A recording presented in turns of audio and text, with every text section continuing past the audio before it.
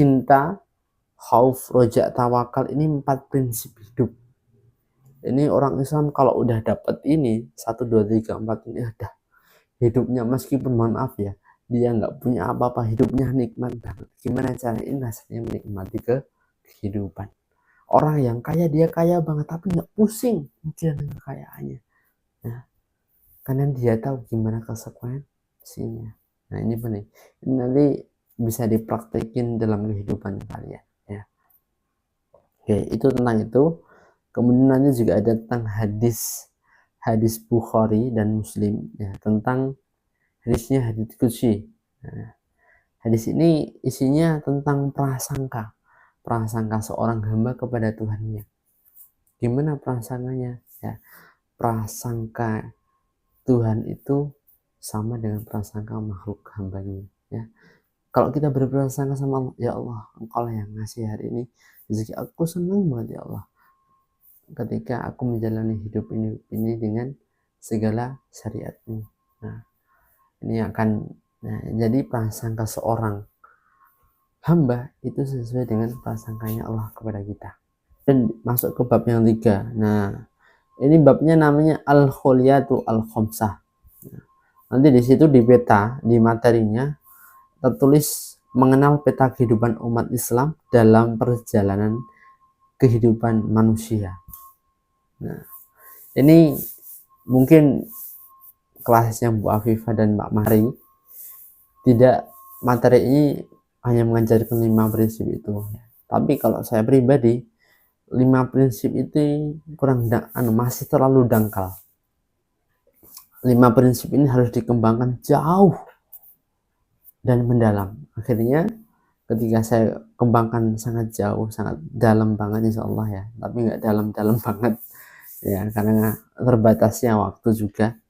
Jadi 5 prinsip ini bisa sampai ke tujuannya neraka dan surga. Nah, ini nggak dipelajarinya. Nanti ada kok materinya, silahkan nanti di link Google spreadsheet itu, dan kalian klik yang bab tentang peta perjalanan kehidupan. Nanti kalian akan lihat tuh slide terakhir, slide berapa ya, 38, 37 itu udah masuk surga, neraka dan surga. Gimana sih perjalanan kehidupan manusia itu? Mereka membawa jiwanya, membawa hartanya, membawa keturunannya, mau dibawa kemana, itu esensinya dijelasin di situ ya. Kalau kalian bisa memahami dengan betul, insya Allah bisa. Itu saya kupas singkat padat jelas dari kitab dahsyatnya hari kiamat. Nah, kitabnya ada kok di perpus, nanti kalian bisa lihat dan baca itu ya. Nah, apa Pak yang keluar dari itu ya? Yang pertama, 3 orang pertama. Siapa dia? Nah, saya nggak akan bakalan sepilkan jawabannya, udah saya jelasin di situ. Jadi kalian tinggal belajar, tinggal belajar di link itu. Ini udah kayak saya ngasih soal ya. Ya, jadi saya nggak bisa mengasih jawabannya sekarang. Jadi kalian bisa cari itu jawabannya. Kemudian apalagi ya, tentang neraka. Neraka itu pernah berbicara sama Allah. Apa namanya? Bicaranya itu dia mengaku, ya Allah, aku ini sebagianku memakan sebagian yang lainnya. Maksudnya gimana? Kayak dia makan tangan kanannya, makan tangan kirinya. Kaki kanannya makan kaki kirinya. Kemudian apa? Dia minta untuk bernafas di dunia ini selama 2 kali. Nah, kapan aja ketika nafasnya neraka dilakuin di dunia ini ya, nanti kalian bisa baca itu kan ya, karena tak spill sekarang ya jawabannya itu kan sama aja kan. Oke. Kemudian keadaan fisik penghuni neraka. Nah, apakah sama dengan kita? Tingginya mungkin antara 160 sampai 2 meter rata-rata. Apakah itu? Enggak ya tentunya. Penghuni neraka itu nanti ukurannya akan berapa? Ya mungkin ribuan kali lipat dengan ukuran kayak ini. Kenapa? Karena Allah pengen banget orang yang dulunya di dunia nggak adil, ya suka bohong, suka nipu.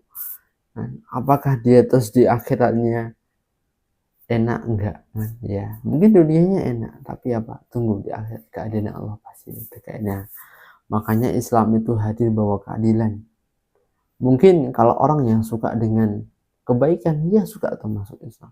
Tapi kalau orang yang udah hidupnya dia lakuin semua keburukan, dia nggak suka dengan Islam. Banyak nggak musuh Islam sekarang? Banyak banget, ya, banyak banget. Kemudian fakta-fakta neraka jahanam. Nah, nanti ada sekitar 7 fakta yang udah saya tulisin di situ, ya, di link slide itu. Nanti kalian bisa klik di deskripsi video ini. Orang yang akan masuk surga, ya, 7 orang. Siapa aja dia? Nah, kemudian harta penghuni surga dan neraka. Nah, kemudian kita masuk ke bab yang terakhir, ya. Udah selesai bab ketiga, masuk bab terakhir. Ini masuk ke bab meneladani peran tokoh ulama dan wali songo dalam penyebaran Islam di Indonesia. Nah, ini harus di Indonesia, bukan di dunia, ya. Nanti kita akan belajar, ya, seorang anak kecil dari Tanah Gayo pada abad 13. Awalnya dia beragama Hindu, kemudian dia beragama Islam, ya, memeluk agama Islam. Dia dikenal sebagai raja pertama kerajaan Kesultanan Samudra Pasai, ya. Nanti kalian bisa pelajari, lagi-lagi di link deskripsi ada link Google Spreadsheet. Nanti kalian bisa klik PPT-nya, insya Allah udah dari situ, ya. Kemudian, ya, tokoh Islam Aceh. Kemudian apa ini? Apa ya? Matahari ini terbit dari pagi sampai malam itu 24 jam kalau hitungan kita. Tapi besok di akhirat matahari terbit, ya, gampangannya kayak gitu. Matahari terbit sampai tenggelam itu butuh waktu 1000 tahun di dunia. Berapa kali itu? Ya, saya nggak bisa bayangin sih. Karena umur kita nggak pernah sampai situ, ya. Kemudian tokoh wali songo, ya, siapa aja beliau? Nah, silakan dicari tahu, ya. Kemudian tentang sejarah masuknya Islam ke Indonesia, ya, peran wali itu apa, kemudian dakwahnya wali songo kayak apa caranya. Nah, kemudian tokohnya siapa aja? Ada 9, ya, wali songo, wali wolu, nah itu ada wolu. Kalau ini wali songo ada 9, ya. Oke, mungkin itu aja yang bisa Pak Mas sampaikan di video ini. Nanti kalau ada pertanyaan silahkan di kolom komentar, silahkan tanya apapun, insya Allah saya jawab sebelum hari H, ya. Kemudian minta dimudahkan, Allahumma la sahla illa ma ja'altahu sahla wa anta taj'alu idza syi'ta sahla. Minta sama, ya Allah mudahin aku dalam segala urusan, ya Allah mudahin aku dalam urusan kehidupan ini. Oke, mungkin itu aja yang bisa saya sampaikan di video kali ini. Semoga video ini bermanfaat, bisa bantu kalian buat belajar. Dan yang paling saya harapkan dari video ini adalah apa?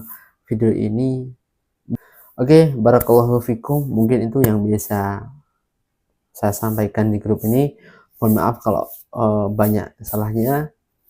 Sukses selalu buat kalian, dan semoga nilainya juga maksimal, nilainya juga bagus, dan pelajarannya bisa menyentuh hati kalian. Amin, amin. Mungkin kita tutup dengan doa kafaratul majelis. Subhanakallahumma wa bihamdika asyhadu an la ilaha illa anta astaghfiruka wa atubu ilaik. Sekian dari Mas. Terima kasih.